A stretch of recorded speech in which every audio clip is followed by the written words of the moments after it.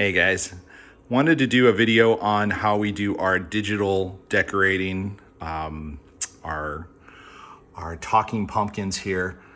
And I wanted to sort of show how we set it up, as well as mostly I want to focus on the outdoor weatherproof enclosure that I built. That's probably the most unique thing here is I built an enclosure that I can leave my projector outside all of October, and it's protected from the weather. But before we get into all that, I wanted to show people aren't used to this, how we make our pumpkins look like they're talking. It's pretty cool. I've seen stuff like this at like Disney theme parks, and then there's some people who are pretty into Halloween who've done this. But it's actually not that complicated. So the magic all starts here with the projector. And actually the magic starts with a little video card here. On there, AtmoxFX. I'll put a little link to them there.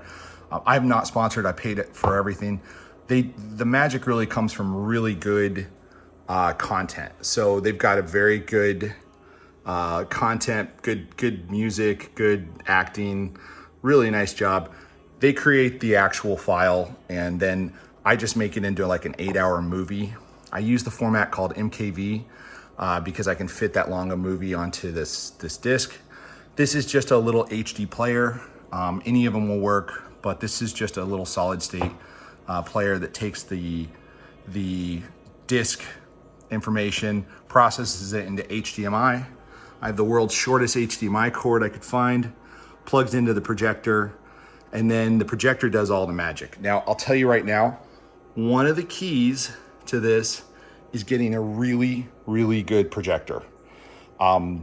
I first started out with a cheap projector. In fact, I started with one that said it was sort of weatherproof. Not true. Amazon lied to me. Then I went and bought one of these. This is a ViewSonic projector. The actual model of this one, it's a PJD555W. This is the kind they would sell like for an office boardroom. You need something that has a lot of lumen and is very powerful, because you can see it's daylight outside right now. I am indoors, but you can still pretty clearly see the pumpkins talking. One of the things that's been happening, they keep moving our Halloween in our little village earlier and earlier to keep the kids safe, because later at night, more chance you might get hit by a car. So I need the projector to be strong enough to be able to project in the early evening. And a good projector is a must. I'll tell you that right now. There's lots of mediocre ones, but this one's refurbished and it was a lot cheaper than new, and it's been great. I've had it for 5 years. Nothing to complain. Out of there, we run an audio cord. So there's a little audio out. I run a really long cord over to a speaker. I'll turn the speaker up for a second here.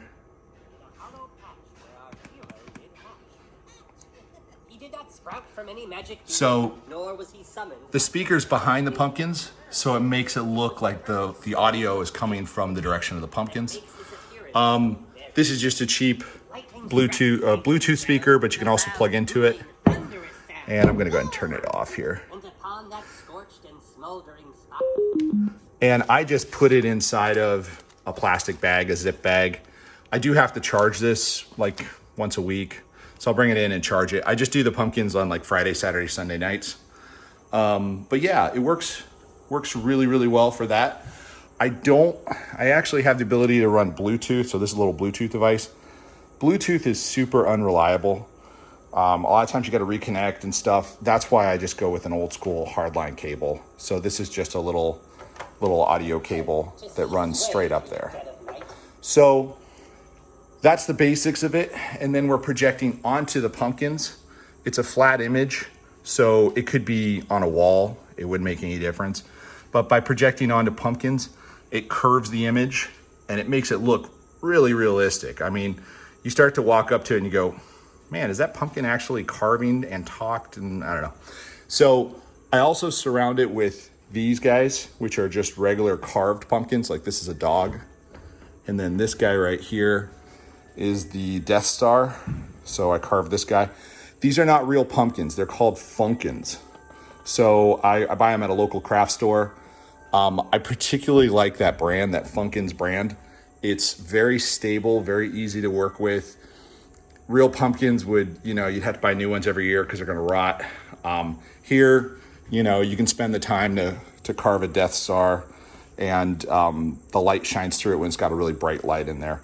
And you don't have to carve it every year. You can put all that energy into one pumpkin and use it for multiple years. So then the last trick here is my individual pumpkins have this piece of plastic acrylic that it's just scrap. You could do this with wood, but I don't know, the plastic seemed a little stronger. I hot glued it and screwed it into the bottom. This gives me a handle so that I can hold the pumpkin really, really stable. It's super important, as you can see here, the position of the pumpkin needs to be exact and it can't move. These guys need to be in their exact same position so that they stay in focus and they're not impacted by like weather and wind and rain. So I put a couple heavy bricks on the back of this, and they're usually sitting on a brick or stone wall. So it looks very realistic. I like to split them up a little bit so they're not all sitting in a group. And that kind of also helps create more magic because it looks like, wait, they're not even attached. This can't be some sort of cheap animatronic thing. So that's the basics of it. I'm gonna go grab the enclosure and I'm gonna show you all the details on the enclosure. I do keep everything in a nice solid case. So this is the case that I use. I use a lock when it's in the enclosure. This is a little lock by Kensington, and on the back there's a little stud. This plugs into that stud and locks the projector into the actual enclosure. But I'll show you in a bit. The enclosure is very heavy duty. It's steel, so it's kind of overkill. But yeah, so that's the basics. There's a couple remotes here, and the nice thing is at the end of the evening, all you gotta do is clean up, is push the off button twice. It stops, and then the next day when you want to start it up again, you push the on button, give it a little time to warm up, and then once the projector warms up, this is actually set to autoplay, and what'll happen is once the projector warms up, you'll see the pumpkins start to talk again. This is so easy to do, kind of makes it so anybody in the family who wants can basically set that up. So, all right, let me go get the enclosure and I'll show you the details on that. All right, guys, so this is my weatherproof projector enclosure. And what this actually is a 6-unit server rack that I picked up. I actually got this on the used side of the Amazon site. So I picked up one of these. Somebody didn't like it. They returned it. It gave me a really good platform to kind of build the rest of my enclosure around. It's heavy duty. It's metal. It works. It has a clear glass on the front so that my projector can project through the glass. Now, honestly, the reason I do this video is, and almost all the videos on my channel are the same reason. I can't find sometimes good information when I'm trying to do a project. So I really want to kind of share how I solved it, and maybe this will help somebody else out there. I wanted an outdoor weatherproof enclosure. There are some cool enclosures I've seen that are more to hide the projector from view, and they make it look like a tombstone or something cool. But I wanted something that I could put the projector out there and leave it out there for 30 days or 31 days in October, and it would not, I don't have to worry about like a rainstorm. In the past, I had the projector out there and I'd be, doing something and I'm like, oh, it's great weather, I'll just let it run. And then, I'm 5 blocks away and then it starts to rain and I'm running home trying to get the projector. This, I literally put it out last year on October 1st, picked it up on October 31st, brought it back inside, everything worked fine. You can see the inside's nice and clean, looks good. The outside, not so much, it's kind of dirty. I just put it away. I didn't actually clean it that much because I knew it was gonna just get dirty next year. So, that's what the purpose of this thing was. I looked around, you can find real outdoor projector enclosures like the kind that like Disney and, major people like that buy. They are thousands and thousands and tens of thousands of dollars. They have air conditioning units. They're super, super fancy smancy. I'm like the $100 crowd here. So I started with this thing. Then I went into the weatherproofing aisle at the hardware store there, and I bought a lot of heavy duty waterproof tape. I bought some weather stripping, like this little weather stripping that goes underneath the door normally. And I put some down here. I bought some little weather stripping that would go around the edge of a door. And then I happen to be sealing up my smoker for where I grill like brisket.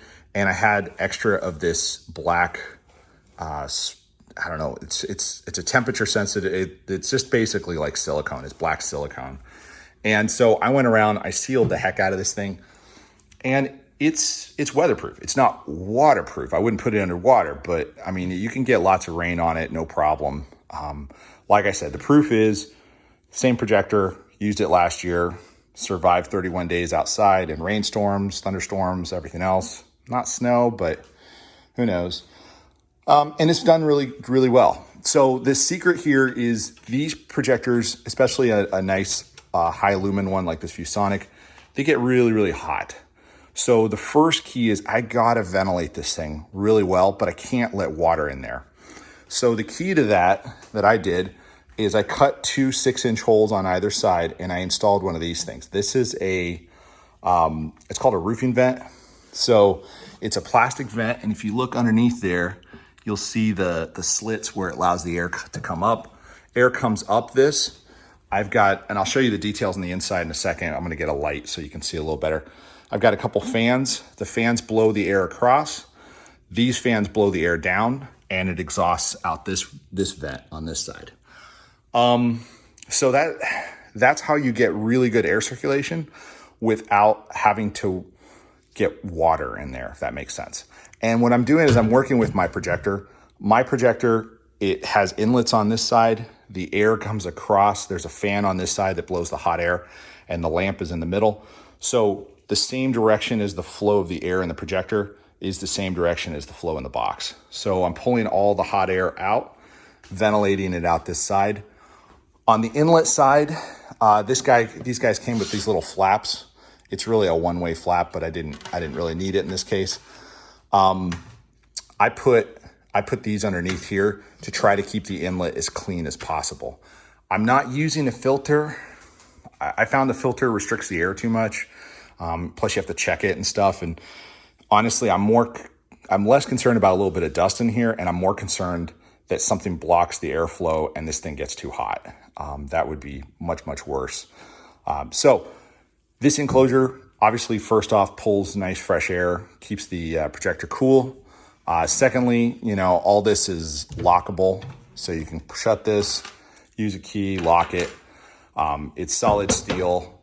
The projector itself is bolted in there. And then I'll show you in a little bit when we look at the inside, but the entire enclosure is actually bolted where it lives outside in the yard to a big concrete form in the ground. So that makes it, you can't pick this thing up. There's no chance you can pick this thing up. It's actually bolted to the ground. So that kind of keeps, you know, most people from thinking about stealing it. I'm not that worried about that. You know, I don't think it's a big issue where I live. I live in a little village, but you know, it's always nice to kind of keep it a little bit protected so you don't have to think, well, it's just easy to just pick up and walk away. And then the last thing is it's weatherproof. That's really the key here. Like I said, you know, I can't show you all the details because this thing's already built, but I can tell you it's been outside, it's been through the weather, and no problems. But I'm going to show you the inside, and then I'm going to show you the enclosure over the enclosure that makes it look not like this, because this would be kind of, you know, people know what this is. They'd be like, oh, there's some kind of thing in there that's projecting. So let me show you the inside. I'll get a light, and then we'll show you the details of the skies. Okay, I want to show you the inside of the projector enclosure. So obviously I got my projector in here, and we've already talked about having the good airflow through it to keep it cool. Now I went ahead and removed this shelf because it's kind of a pain to take this out with the camera right in the way. But one thing I want to show you real quick is what I ended up doing is on the bottom of this, there's these positions to attach this like to a ceiling. You can actually bolt this down to your shelf here. And that does two things. One, it keeps the alignment perfect. So once I've got it in position, I bolt it down, I get great alignment with my pumpkins, because everything has to stay perfectly aligned. And then it just makes it way more secure. I mean, you know, if you use some bolts, it's not gonna be something you could just pick up and walk off with. And like I said, I put this in, I usually, you know, last time I put it out there for all of October, so that was 31 straight days. It's not something I'm removing and adding all the time. So looking inside the enclosure, again, this is a 6U server unit. That means it would hold 6 shelves, and you can see the numbers here. 1, 2, 3, 4, 5, 6. I'm just using one shelf. The shelf that I put in has glides, so it actually comes all the way out so that you can work on it. So even if it's attached, the shelf is still fully accessible. Looking inside here, I've got a little area at the bottom that's already part of the enclosure, part of the server enclosure. That lets me run all my electrical. I can run my the speaker wire, all that good stuff that I have to do. And then what I usually do is, once I've got everything bolted back together, I just go over it with some just basic duct tape to kind of keep it from getting, you know, moisture or dirt or an animal or something coming in, because this is really well sealed. So that kind of, you know, keeps the projector pretty well protected. The last thing I do is, once I've got it, you know, in the right position, out in the yard, I dug a post hole. I put a special bolt in there that's used for tightening up. I'll put a picture of what it looks like. But basically it's when you're putting in like rope wire, it's an area to tighten the actual rope wire down so that you can build up the tension. Well, I buried part of it in the ground there. This is the part I didn't bury.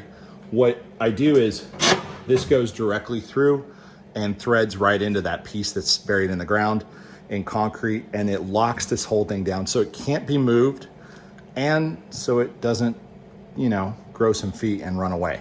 So you can't pick this up and walk away with it. It's just not gonna happen. This is actually locked with a padlock. So this is nice and secure. The projector is nice and secure, and I don't have to worry about it moving or having any issues with, you know, security or anything like that. So last thing here is the airflow, and I want to show you here because I've got the fans on. So you can see I've got really strong airflow. There's actually 2 fans, and I'll put a little picture of what they look like. But there are actually 2 fans on the left, or on the right, 2 fans on the left, and it's creating this nice clean airflow all the way through. All the air is coming up through that roof vent, across, and then back down on the left, and we've got really good suction.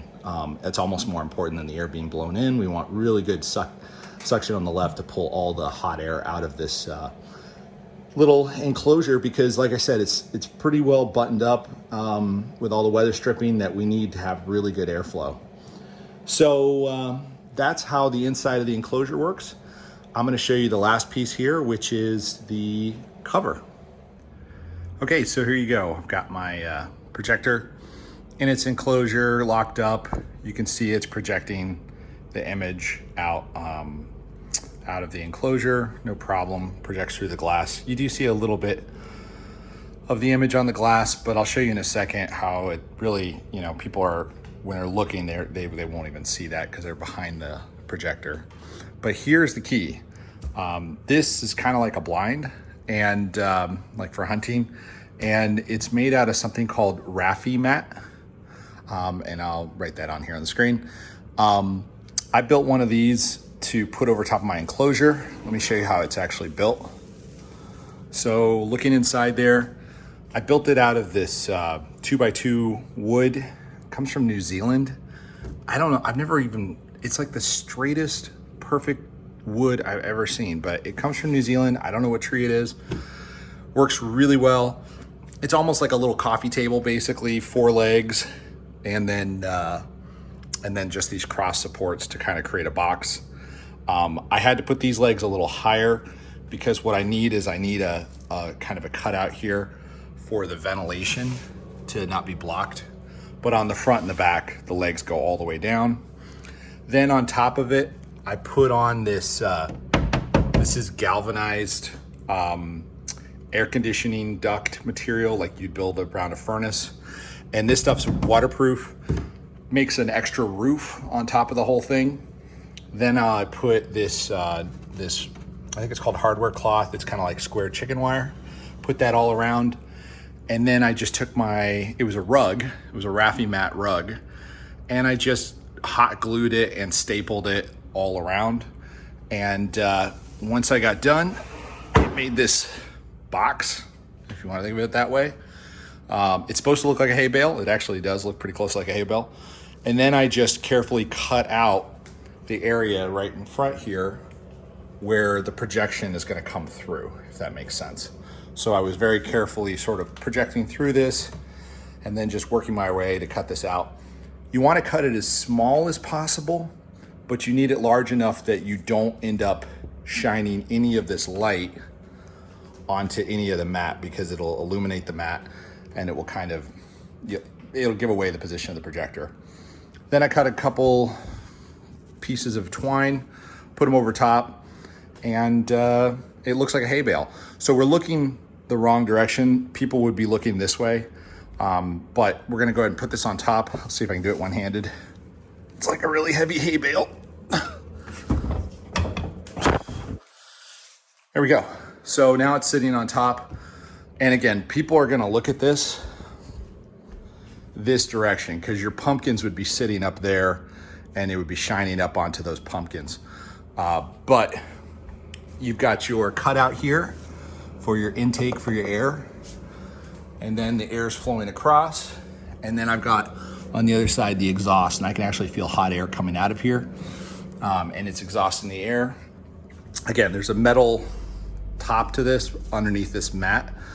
So it's acting like a little roof, and it keeps everything super dry. I mean, I think you could have a pretty massive rainstorm and not have any issues. And then obviously it's projecting out onto the pumpkins, which would be sitting right about here. And when you're looking at that from the other side, you don't even notice. This just looks like a hay bale. So that is my projector enclosure, at least the outer cover. And then at the end of the night, the clicker, the remote still works right through the glass. So when you're ready to turn the unit off, just hit it twice, flips it off. And then the next day, when it's time to turn it back on, you just turn it on. And the way I have it set up, it automatically plays, and it's just an 8-hour loop movie, and projects onto the pumpkins. So I wanted to show, I know it's a lot of detail, but I really want to show how I kind of built this thing. You can buy fancy smancy real projector enclosures like they have at Disney. I'm sure those things cost tens or hundreds of thousands of dollars, or for probably about $130, $140, you can build one. So, all right, well, I'm gonna go set it up outside and I'll show you how it looks in action. Okay, here we are outside. I waited for a very rainy day. It is pouring down rain right now, and you can see our our pumpkins and our projector enclosure is not impacted at all by the rain. This is truly weatherproof. It's pouring down pretty strong right now. There's our pumpkins doing their little pumpkin talking. I have the audio off right now so I can do the video here. I don't have the speaker playing, but the speaker's located behind the pumpkins in this GHILLIE cloth. It's just a camo, sort of hide them. But tons and tons of rain. It's pretty wet out here. But the pumpkins are just fine. I always kind of try to think of this from the point of view of kids. So kids are about this tall. They're gonna walk up. They're not gonna be at all interested in the bale of straw there. And it really looks cool. Even given the fact that it's actually pretty bright still, other than this thunderstorm coming over. It's like 5 o'clock in the afternoon and you can still clearly see the pumpkins talking. That's the advantage of a good projector. So, but yeah, that's basically how it works. Up there, I've got my big pumpkin standing guard, and here are my little pumpkins. Now this bed is usually full of zinnias, and then it's actually a flower bed. And then I just planted all my tulips, and I'll do a little image of what it looks like here in the spring. But for about 1 month, this is our magical pumpkin patch with our magical talking pumpkins. And like I said, from the outside, it just looks like a bale of straw. And from the other side, you can see the actual cut out. But yeah, there you go. Well, I hope this helps someone. Also, when I'm done, all you gotta do is go up with the handy dandy remote control, push the off button, and you're done. And most people walking by wouldn't think twice about it. All right. Thanks so much. Hope this helps. Good luck.